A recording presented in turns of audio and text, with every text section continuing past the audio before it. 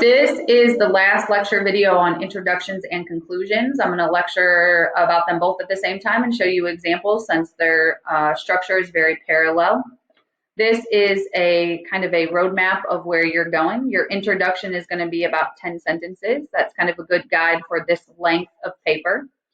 We will use an attention getter, which is 4 to 5 sentences. They can become much more complex, but for the sake of this paper, that's where we're going to stand. We'll have a summary section, 3 to 4 sentences approximately, and your thesis statement is 1.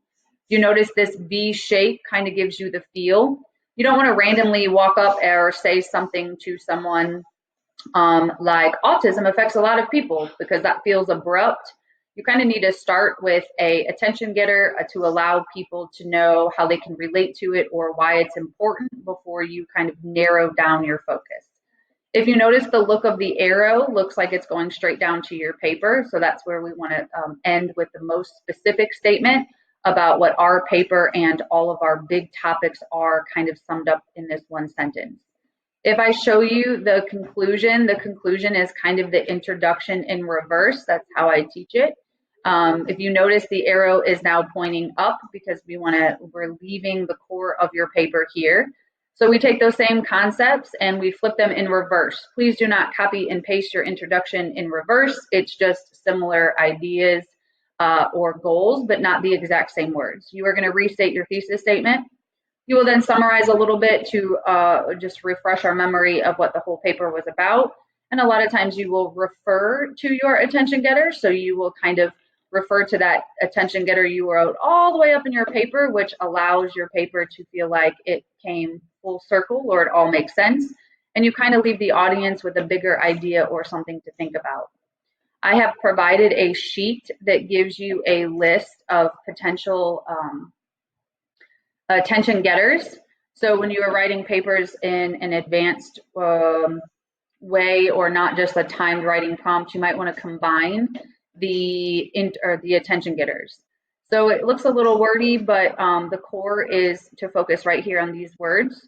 This is an example of starting your paper by starting with a broader topic. So if you were going to talk about autism, you try to figure out where that fits in a larger category.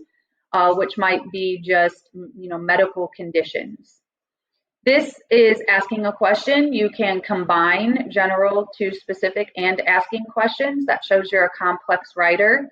The questions should not be elementary, like, have you heard of autism or do you know someone with autism? It should be a line of questions that prompts thinking in your audience and not just a simple yes or no.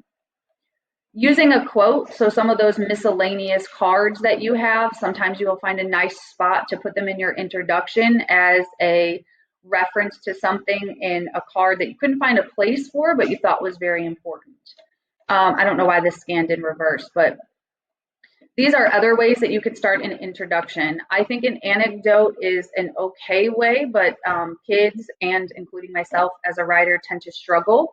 An anecdote would be a personal story about an event. Sometimes they're related to topics, and sometimes people try to make them up, but I feel like people struggle, honestly, to use an anecdote. These are an enlightening fact or a lively description. So if you can read this lively description is full of imagery, simile. This is where you kind of feel that creative side of writing as you introduce your topic. An enlightening fact can be something from a card, a miscellaneous card. Explain a benefit. I always try to do this one. So the ones that I link are broad to general to specific, asking a question, usually giving a benefit, but I will show you my introduction, how I layered some of them together.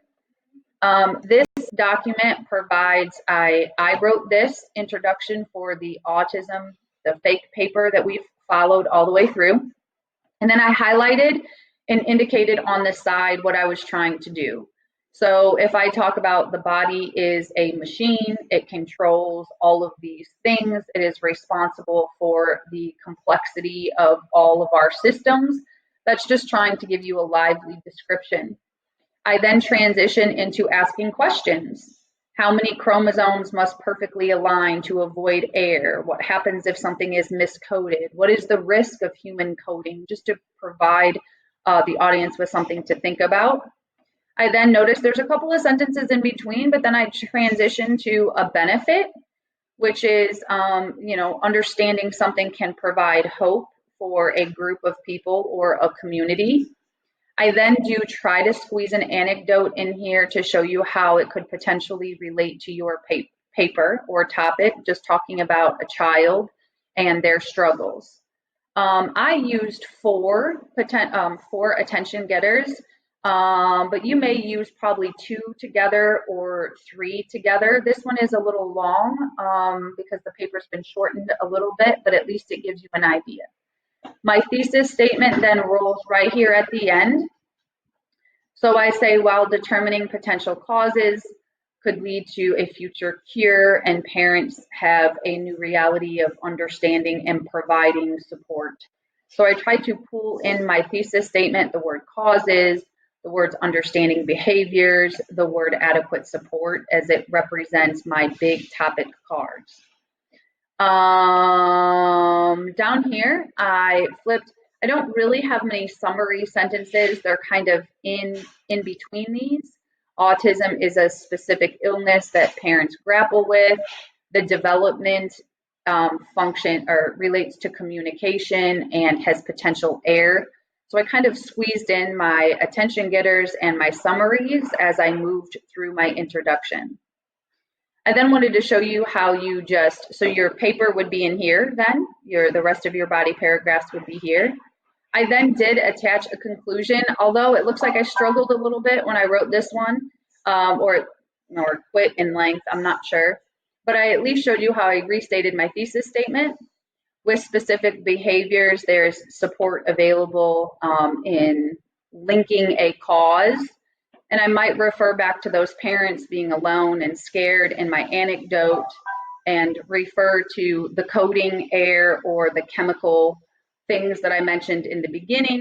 And then talk about at the end, my final is that maybe there is a potential way to eliminate this error when our machine is created, to kind of refer back to that lively description.